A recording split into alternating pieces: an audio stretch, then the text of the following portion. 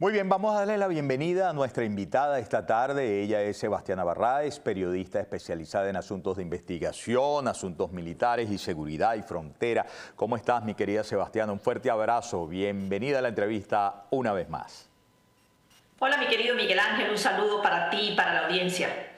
Sebastiana, ¿cómo estás viendo el desarrollo de la fase de estabilización, si esta contempla resolver los problemas de seguridad interna en Venezuela como para que realmente la actividad económica fluya como espera el presidente Trump? Y me refiero particularmente a un país que está en ebullición. Fíjate que están llamando a una marcha muy importante hacia Miraflores el próximo jueves por la depauperación económica.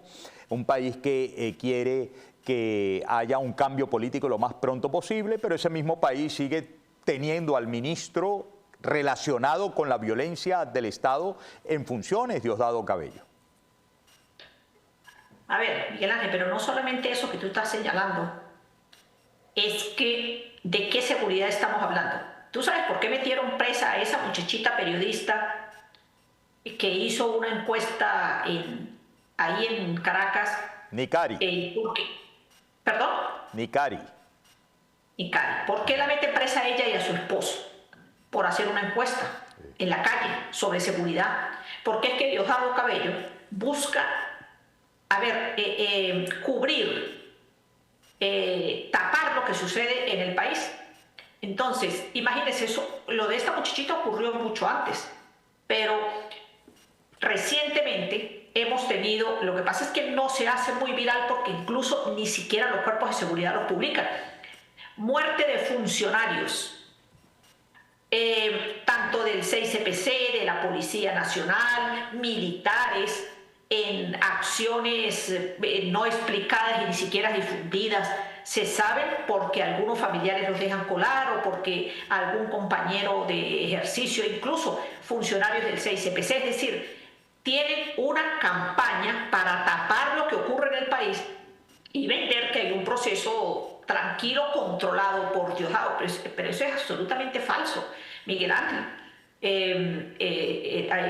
Preguntémosle a tu audiencia, a la que está en Venezuela, ¿realmente se sienten seguros en las calles? Los que se sienten seguros es Diosdado Cabello, que tiene 200 escoltas él y su familia. Ya ni los que vivían en Miraflores, que el 3 de enero le echaron ese sustico, esos tampoco se sienten seguros ni siquiera con todos los escoltas que tienen, porque no es cierto. Además, yo creo que el proceso de estabilidad esa de la que Estados Unidos ha apostado para Venezuela tiene que ver con otras cosas. Tiene que ver específicamente con el control, y además lo han dicho claramente, de evitar una guerra civil. Pero ¿quiénes son los que tienen armas en Venezuela, Miguel Ángel? ¿Los civiles normales? ¿Los civiles, los comunes? Claro que no. La gente que el fin de semana fue a la playa, la gente que fue a la montaña, la gente... el común del venezolano no tiene armas. El que tiene armas es precisamente el Partido Socialista Unido de Venezuela con Diosdado Cabello y esa cantidad de grupos de estos mal llamados colectivos, los grupos de choque. Esos son los que tienen armas. Naúl Fernández en Caracas, la almirante alcaldesa Carmen Teresa Meléndez, esos son los que tienen armas, no el venezolano común. Y el problema es que Estados Unidos parece no entenderlo así. ¿Tú crees que el gobierno de Estados Unidos está resultando ignorante de esto o haciéndose el tonto frente a esto para darle paso a la prioridad que tendría de acceso a los recursos petroleros? Sí, yo creo que exactamente eso es. Eso es, Miguel Ángel, porque, por ejemplo, preguntémosle a la gente del Estado Bolívar. Mire, yo tengo contacto con la gente allá, esos mineros, la gente que vive en las zonas mineras de Venezuela. Vaya a preguntarle si allá hay seguridad. Vaya a preguntarle cómo funciona el grupo del Niño Guerrero en las zonas del oro en el Estado Bolívar. O sea, y eso no es desconocimiento del venezolano común y por lo tanto tampoco de Estados Unidos. Nosotros no podemos creer que a estas alturas Estados Unidos no tiene claro cuál ha sido la situación o clara la situación del territorio, porque si fueron capaces de entrar a Venezuela, cargarse a Nicolás Maduro, que era como el muñequito principal de la torta. Se lo cargaron con todo y mujer, chico. Y no salió nadie, ni siquiera del alto mando militar, a defenderlo. No salió ninguno de los generales, de los altos oficiales. Nadie. ¿Dónde? Pero es que ni siquiera los colectivos salieron, chicos. Se cargaron a Nicolás Maduro y Estados Unidos entró, se lo cargó y se fue. Y no pasó nada. Entonces, ¿cómo se logró eso? Bueno, es verdad, por una parte, porque a Nicolás Maduro lo traicionaron. Porque hubo gente que compraron, pero también es cierto que Estados Unidos no se iba a arriesgar a lanzar una operación si no tenía la seguridad de que podía controlar lo que había en el país. Y eso pasa por controlar precisamente a esos grupos armados que hay en Venezuela, por lo menos tenerlos en observación. Sobre estos asuntos que durante las últimas horas colmaron la atención de mucha gente, la posibilidad de la salida hacia Brasil, luego se habló de Turquía, de Diosdado Cabello, que habría recibido ultimátum, que la debe estar pensando ya. Mira, lo que pasó con el frustrado viaje de Iris Varela, Pedro Carreño, Tania Díaz y Pedro Infante a Panamá, que presuntamente estaban siendo esperados en Panamá por agentes de Interpol para ponerles los ganchos y cosas por el estilo. ¿Hasta dónde han llegado tus indagaciones, tus investigaciones? Miren, Pilar, el problema es que estamos hablando de peones en la revolución. Y una diferencia es hablar de esos peones, porque recuerde que ya Iris Varela, Tania, Pedro Infante, esos son peones. Y esos son peones además descartables. Hay algunos peones dentro de los juegos de ajedrez que son piezas claves. Yo tengo un hermano que siempre se esforzaba en explicar esas cosas en el ajedrez.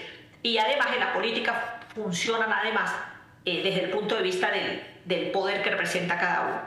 Bueno, el problema es que esos que esperaban, esos son descartables, pero es que Diosdado Cabello no está en el nivel de peón así. Diosdado Cabello es más un alfil o un caballo. No digo que es la reina o el rey, pero está a un nivel distinto. ¿Por qué? Porque Diosdado Cabello ha sabido mantenerse y capitalizar además cierto poder, sobre todo desde que es ministro del Interior y Justicia. Y aquí voy a decir algo que además es aventurado, arriesgado, pero yo estoy segura que los Rodríguez, que conspiraron en su momento para eliminar a Tarek El Aizami de la camarilla, y conspiraron ¿con quién? Conspiraron en conjunto con Diosdado Cabello. ¿Por qué en estos momentos podemos asumir que para el Rodrigato en el poder Diosdado Cabello es en estos momentos una pieza necesaria para precisamente vender la idea de que en el país no hay estabilidad? Porque la persona que ellos saben que controla grupos armados, civiles y además que tiene relaciones con la guerrilla colombiana es Diosdado Cabello.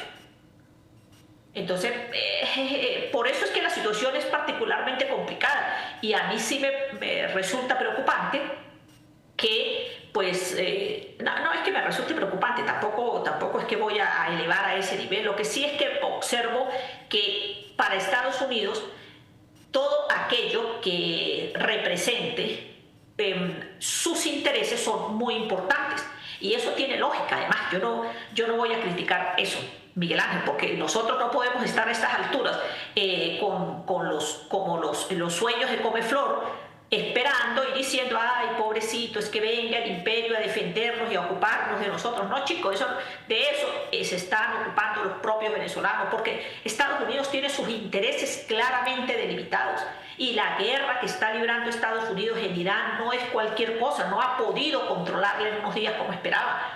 Y se ha extendido, y eso tiene consecuencias y las va a seguir teniendo. La situación interna en los Estados Unidos, bueno, debes saberla tú mejor que yo, que tú estás allá, es bien complicada desde el punto de vista de lo que representa en estos momentos los índices de aceptación que tiene Donald Trump. Entonces, yo creo que el trabajo que hizo Estados Unidos el 3 de enero estuvo magnífico, se hizo perfecto. y resultó y se cargaron a Nicolás Maduro y el país entró en un proceso lento de transición.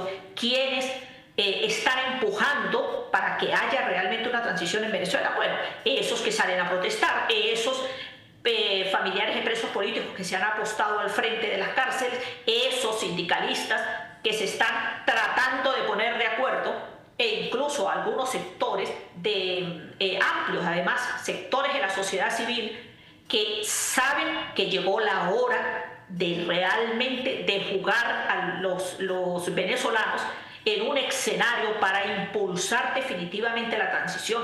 Y ahí es donde yo creo que está ocurriendo lo mejor que nos está pasando como país.